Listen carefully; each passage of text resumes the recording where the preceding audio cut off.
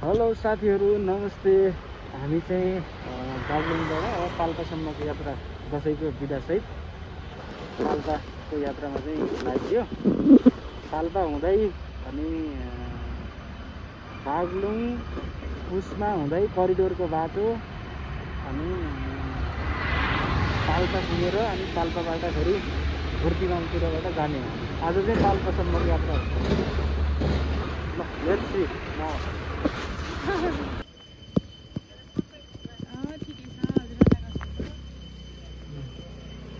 Hello हामी चाहिँ पुसमा कटेर यहाँ चाहिँ यो कालीगण्डकी करिडोरमा चाहिँ ट्याक्कै आइयो।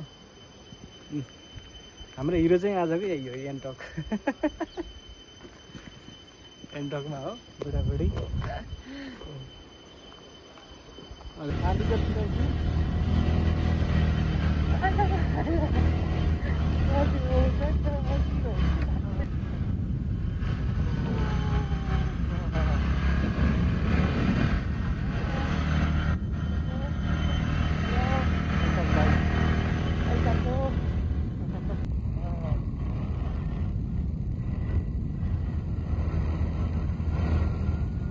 बाटो चाहिँ एकदम राम्रो छ अहिलेसम्म। कालीगण्डकी करिडोरको बागलुङदेखि यता भित्रपट्टि निस्केर आउने बाटो हुँदै आउने। अहिलेसम्म चाहिँ बाटो दामी छ। ल कालीगण्डकी करिडोरको बुटवलको पोखरा हुँदै जानुभन्दा यताबाट जानु चाहिँ 1 घन्टा चाहिँ फास्ट हुन्छ भन्ने चाहिँ मलाई लागिरहेको छ। गएपछि थाहा हुन्छ। अब योभन्दा अगाडि गएपछि थाहा हुन्छ। अहिलेसम्म दामी छ।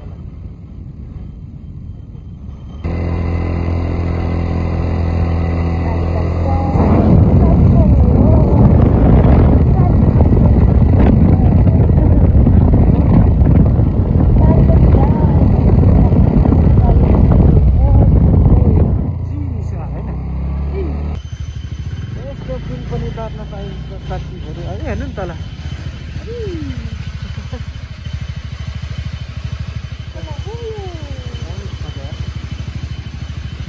जस्तै गएर बाटो मार्ने बुझ्ला अब कामकाज हेर्ने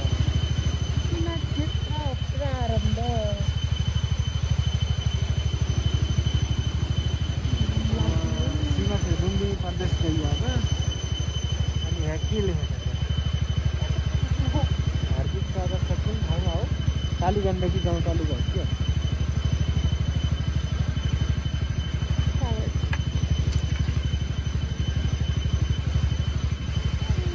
कालीगण्डकी गाउँपालिका सेम गारपट्टि जान्छ।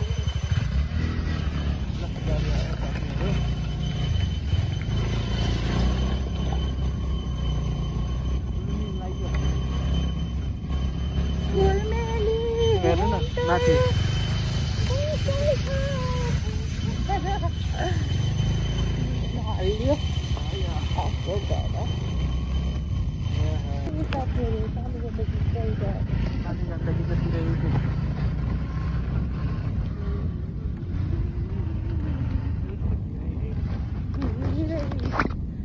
मलाई कालीगण्डकीको तिर माथि यस्तो भिरै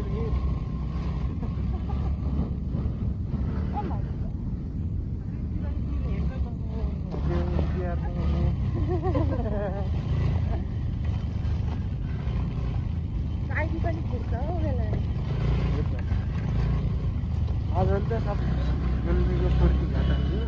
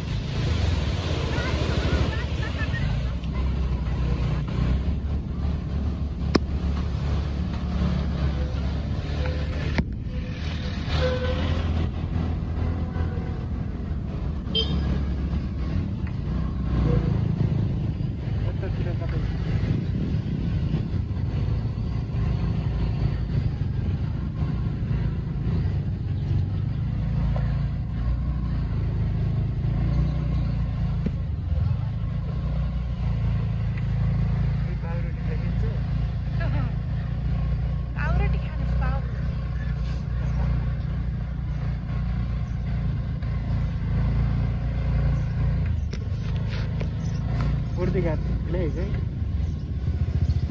ये राष्ट्रिय वाणिज्य बैंक गाउँपालिका कार्यालय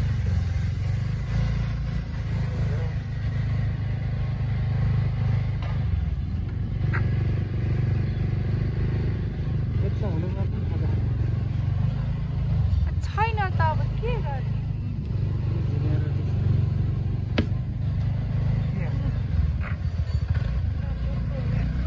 ओके हामी गुल्मीको पूर्ति घाट आइपुग्यो है यहाँ चाहिँ खजा खानुपर्छ जाऊँ त कहाँ खजा हो भन्नु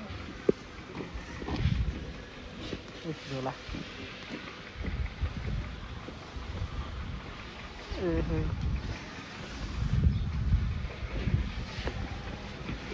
पूर्ति घाटको तरकारी खाने फेरि आइसक्यो मिठो छ मिठो छ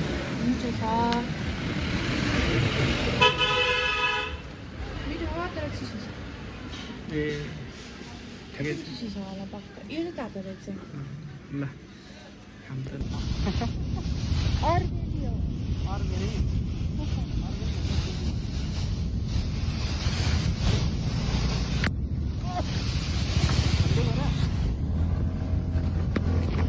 हेलो नमस्ते दर्शकवृन्द हामी चाहिँ मिर्मी आइपुग्यो मिर्मी मुनि काली थुनेको भने होइन काली गण्डकी मुनि काली थुनेको भन्ने गीत चाहिँ अब यही हेरेर बनाएको होला होइन हामीलाई त के थाहा सानसानो थियौँ बल्ल देख्यौँ हामी चाहिँ मिर्मी आइपुगेका छौँ मिर्मी आएर फोटोसोटो खिच्यो यो चाहिँ मिर्मी काली थुनेको मिर्मी मुनि काली थुनेको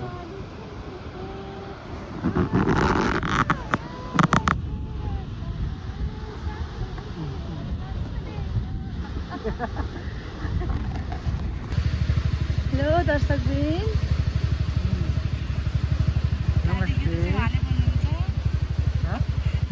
भाले बोल्नुहुन्छ रुद्रबेनी आइपुग्यो रुद्रबेनी भनेको चाहिँ उताबाट काली गण्डकी नदी उताबाट चाहिँ बडीघाट खोला निस्ती खोला निसी खोला निस्ती भन्ने चाहिँ गुल्मीको अनि निसी खोला भन्नु पऱ्यो भन्ने चाहिँ हो जहाँले होला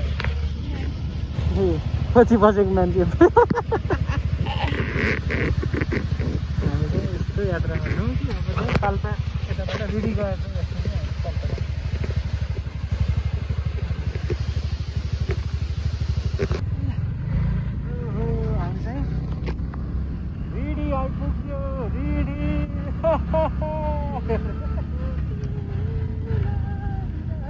चाहिँ पुल पाल्पा अनि पाल्पा बागलुङ बागलुङ पाल्पा गुल्मी अनि स्याङ्जा कता कता पनि थाहा छैन त्यही गएपछि थाहा हुन्छ यो त आएको यो गुल्मी होला हामी आउँदै गरेको पक्कै अनि पाल्पा कता स्याङ्जा कता पनि थाहा हामी त्यहाँ जान्छौँ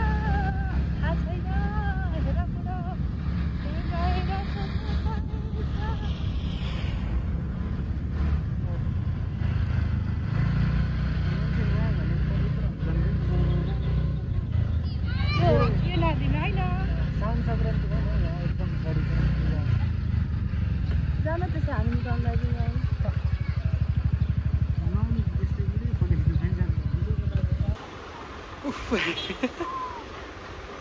तीनमुखे पुल रिडी होइन तर रिडीमा अलिक ठुलै बजार होला हामी सानसानो हुन्छ ठाउँ धेरै नभएर होला है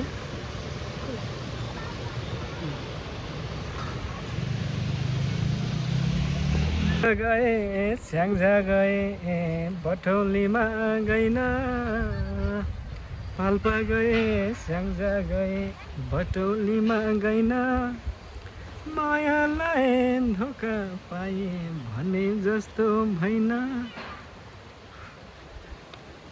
खोज्छ कुरो बुझ्दिने चाहिँ यहाँ पुलमा छौँ यसरी बाबु डराएर हो क्या नाइ नाइ नाइ भनिरहेछन्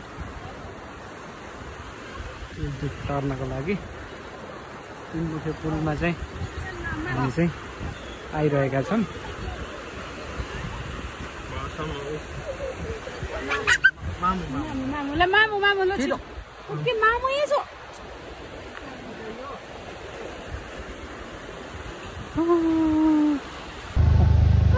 साथीहरू अझै हामी हिँड्दैछौँ। अप्ठ्यारो बाटोमै आएर भ्लग बनाउनु सुरु गरेको छु। बाटो चाहिँ राम्रो थियो। बाटो चाहिँ जस राम्रो हो। हामी बिहान 7:30 लगभग पाउने 8 बजीतिर हिँडेको। एक बस्दैछ रानी महल पुग्न लागिसक्यो। रानी महल आइपुग्नु चाहिँ घुम्दै घुम्दै घुम्दै हामी अब हाइवेबाट रानी महल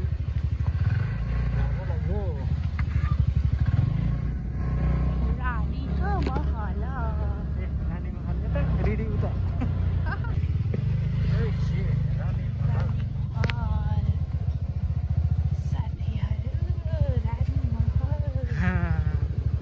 मैले चाहिँ राजा महल बनाउने त्यस्तो तपाईँको रानी भए पो रानी बनाउनुहुन्छ त महल बनाउनुहुन्छ त। म त नक रानी।